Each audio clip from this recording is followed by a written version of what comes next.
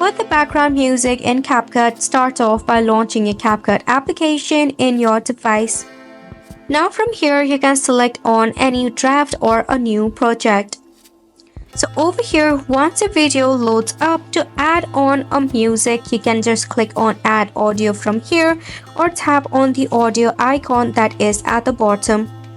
From there, click on the sound option. From here, select on a music that you wish to add as a background music, or you can search for songs or artists as well.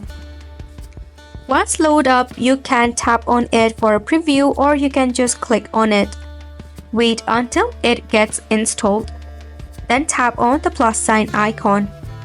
So this is how you can put background music in Capcut. Now if you wish to adjust the clip, you can just crop it out. For that, drag the cursor to the section in which you don't want the clip off, then tap on split. Select on the section that you wish to remove and tap on delete. Then drag the music clip until you get the desired one. You can also adjust the volume of the clip. So that is it for the video as well. Hopefully this was helpful to you. Thank you so much for tuning in.